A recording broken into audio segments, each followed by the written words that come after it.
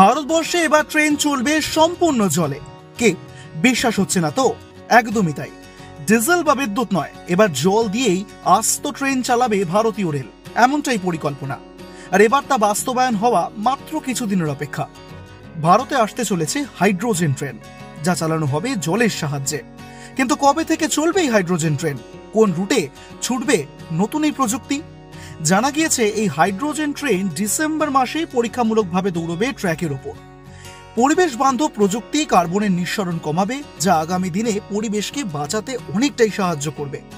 এই ট্রেনের engine hydrogen এবং অক্সিজেনের রাসায়নিক বিক্রিয়ার মাধ্যমে বিদ্যুৎ উৎপন্ন করবে এবং তার ফলেই ছুটতে পারবে যাত্রী নিয়ে।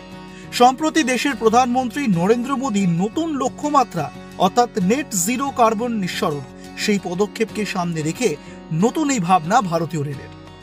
অত্যাধুনিক ট্র্যাক থেকে শুরু করে মডেল স্টেশন, একাধিক আধুনিকীকরণের কাজ করছে ভারতীয় রেল। আর তার মধ্যে নিঃসন্দেহে একটি বড়সড় মাইল ফলক হতে চলেছে ভারতীয় রেলের নতুন ভাবনা হাইড্রোজেন ট্রেন। শক্তি সঞ্চয় তো বটেই, একই সঙ্গে পরিবেশকে রক্ষা করার জন্য একটা বড়সড় পদক্ষেপ হতে চলেছে আগামী দিনে। আপাতত ছোট একটি রুটে এর পরীক্ষা করা হবে। সফল হলে ভবিষ্যতে দেশের বিভিন্ন রুটে এই ট্রেনকে কাজে লাগাবে ভারতীয় রেল। হাইড্রোজেন চালিত ট্রেনের ইঞ্জিনটি ফুয়েল সেল প্রযুক্তি ব্যবহার করে। আর এই ফুয়েল সেলে হাইড্রোজেন এবং অক্সিজেনের মিশ্রণ থেকে বিদ্যুৎ উৎপন্ন হয়।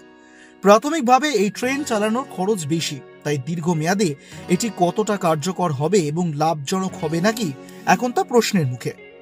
ইতিমধ্যেই নতুন প্রযুক্তি পরিচালনা এবং রক্ষণাবেক্ষণের জন্য প্রয়োজনীয় প্রশিক্ষণ দেওয়া হচ্ছে রেলকর্মীদের।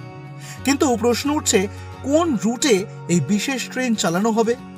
জানা গিয়েছে হরিয়ানা ঝিল থেকে সোনিপত রুটে এই ট্রেন চালানো হবে। পরিবেশ বান্ধব এবং শক্তি সাশ্রয়কারী নতুন এই ট্রেন কতটা সফল হবে সেই দিকে তাকিয়ে রয়েছে এখন ভারতীয় রেল। এক ঝলকে মিডিয়া।